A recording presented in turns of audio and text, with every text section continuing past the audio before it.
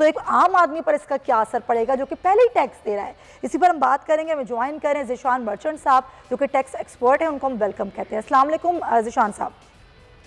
वालेकुम अस्सलाम। ज़ीशान साहब, अब जब IMF ये शराइत आयद कर रहा है टैक्सेस की नई स्लेब्स के साथ, और वो ये कह रहा है कि तनख्वाहदार तबका जो कि ऑलरेडी टैक्स दे रहा है उससे मजीद टैक्स की वसूली की जाएगी, तो जो तनख्वाहदार तबका टैक्स दे रहा है वो मजीद कितना टैक्स देगा और उससे वो कितने बोझ तले दब जाएगा टैक्सेस के?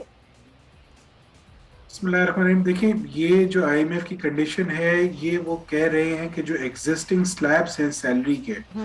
उसको कम कर दिया जाए। अब उससे इम्पैक्ट ये पड़ेगा कि अगर एक स्लैब है जैसे फॉर इंस्टेंस 20 लाख से 24 लाख तक की सैलरी का, और वो ख़त्म करके जो है उसको नेक्स्ट स्लैब में ले जाएंगे, तो ऑब्वियसली इससे जो टैक्स सैलरी टैक्स पेयर पे जो है उसका टैक्स बढ़ जाएगा, और उसकी जो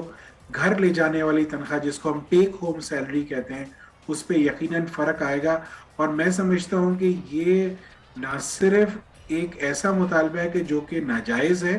बल्कि ऑलरेडी सैलरी क्लास जो है वो वर्स्ट हिट क्लास है, और सबसे ज़्यादा टैक्स यानी नंबर्स ऑफ टैक्स फाइलर्स की अगर आप बात करें, पाकिस्तान में जो 30 लाख लोग रिटर्न फाइल करते हैं उसमें सबसे ज़्यादा अगर क्वांटम देखा जाए तो सैलरी टैक्स पेयर का क्वांटम है। तो अगर ये जो डिमांड जो IMF कर रहा है, इसको ना सिर्फ गवर्नमेंट ऑफ पाकिस्तान को इसको रेजिस्ट करना चाहिए, बल्कि उन्हें इसकी एक लॉजिकल एक्सप्लेनेशन देनी चाहिए कि जो पाकिस्तान का टोटल टैक्स रेवेन्यू जो है,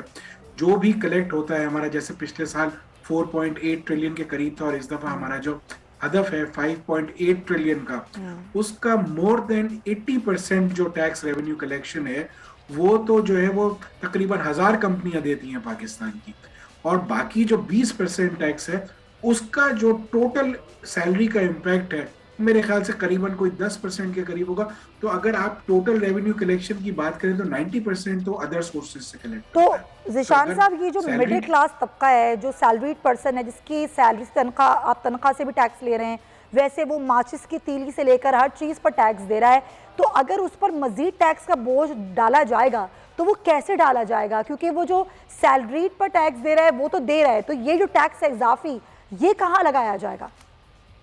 असल में ये जो इस वक्त जो सैलरी के जो टैक्सेशन का रिजीम है उसमें ये प्रोग्रेसिव टैक्स होता है, यानी अगर आपकी 6 लाख से 10 लाख तक तनख्वाह है तो इतने टैक्स लगेगा, 10 लाख से 15 लाख है तो इतना लगेगा। ये वेरियस स्लैब्स हैं, इन स्लैब्स को कम करने की बात की जा रही है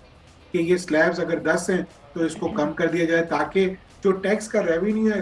इससे मैं नहीं समझता कि कोई बहुत ज्यादा फर्क पड़ेगा टैक्स के रेवेन्यू में। यकीनन FBR को और गवर्नमेंट ऑफ पाकिस्तान को चाहिए कि ना सिर्फ इसको रेजिस्ट करें जैसा मैंने पहले कहा, बल्कि इसकी लॉजिकल रीजनिंग दें तो ये टैक्स नहीं लगेगा, क्योंकि अदरवाइज होगा ये कि जो टेक होम सैलरी है वो कम हो जाएगी, जिससे फिर अल्टीमेटली जो है कुव्वत खरीद कम होगी और यकीनन उसके घर का खर्चा कम नहीं चल पाएगा। तो सब्सक्राइब करें और बेल दबाएं ताकि कोई खबर रह न जाए।